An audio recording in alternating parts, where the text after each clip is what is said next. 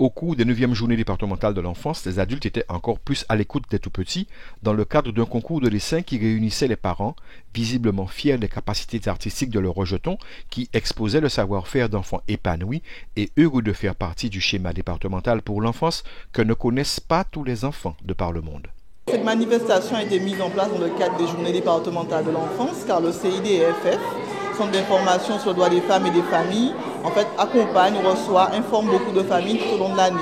Donc, c'est nous permettre en fait de proposer aux enfants de ces familles accompagnés, reçus et informés de s'exprimer, permettre aux enfants d'avoir une activité. Donc l'objectif en fait de cette manifestation, c'est de leur permettre de s'exprimer, d'extérioriser et d'avoir une activité ludique parallèlement. Nous avons plutôt tendance à orienter les parents vers des activités extérieures. Nous avons eu cette possibilité cette année de le faire en partenariat avec le Conseil général et en collaboration avec l'association Mosaïque, qui est une association qui intervient sur le territoire pointois. Donc nous avons profité pour mettre en place cette action. Les enfants étaient très satisfaits, donc très contents d'exprimer, d'échanger, de rencontrer d'autres enfants.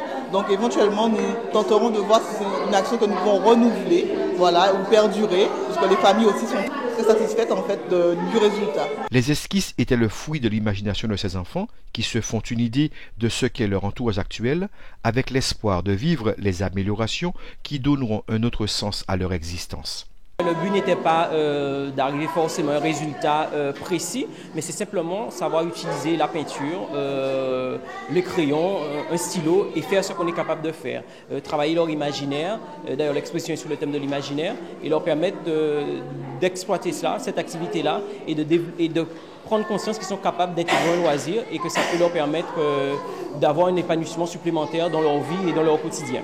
On a souvent des surprises et les parents même sont surpris du résultat, mais ce sont des enfants très intéressants, très vifs. Donc on se rend compte que la culture de l'art ou la pratique de l'art dans la vie de tous les jours, ou même ponctuellement, ça amène un plus à l'univers d'un enfant, à son développement.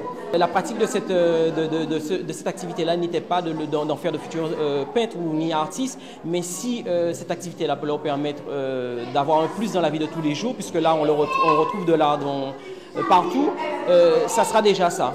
Mais il est possible de compter sa joie lorsque l'on est satisfait du contenu de l'atelier qui n'a fait que des heureux pendant toute la durée des séances de prestation. J'ai dessiné une forêt, après j'ai dessiné un château avec Peach.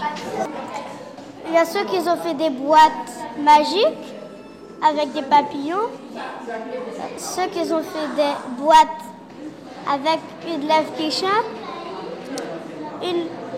ceux qui ont fait aussi le Père Noël. Et il y a aussi un garçon qui a fait une boîte magique avec beaucoup d'argent et de bijoux. Ça m'a fait rencontrer beaucoup de personnes maintenant. Et je suis très heureuse d'être dans cet atelier. Ce sont des ateliers qui ont le mérite de rassembler des enfants désireux de recommencer l'expérience avec l'espoir de se faire un nom dans le domaine artistique et voir demain son patronyme inscrit en lettres majuscules en haut d'une affiche grâce à une renommée répandue au regard d'œuvres jugées remarquables.